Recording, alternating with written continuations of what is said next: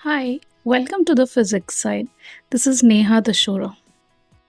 सो आज हम डिस्कस करने वाले हैं the second mode of heat transfer that is convection.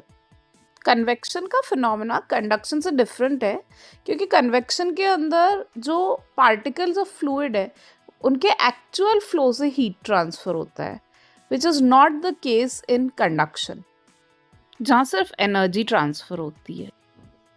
तो अभी मैकेनिज्म ऑफ कन्वेक्शन को समझते हैं। जैसे एटमॉस्फेयर में कन्वेक्शन होता है, लैंड हीट अप हुआ, फास्टर हीट अप होता है, तो जो वार्मर पार्टिकल्स ऑफ एयर हैं वो ऊपर की तरफ राइज कर जाते हैं और कूल एयर नीचे सेटल डाउन हो जाती है। और इसी तरह से लैंड और सी या वाटर बॉडीज के बीच में कन्वेक्शन करंट्स फ्लो करते हैं और वार्म एयर ऊपर की तरफ उठती है और सी ब्रीज का फ्लो होता है, कोल्ड जो कूलर एयर है वो सेटल डाउन होती है।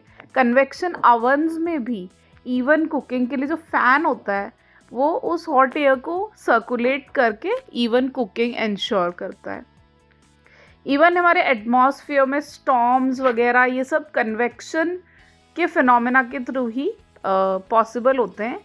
या फिर अगर हम एक सिंपल कोई फ्लूइड लिक्विड बॉईल करते हैं तो उसमें भी यही मैकेनिज्म है कि वार्म वाटर जो है वो ऊपर उठेगा और जो कोल्डर वाटर है वो नीचे सेटल डाउन होगा। और इसी तरह से धीरे धीरे करके सारा ही पानी या सारा ही लिक्विड हीट अप होता है बिकॉज ऑफ कन्वेक्शन फिनोमेना।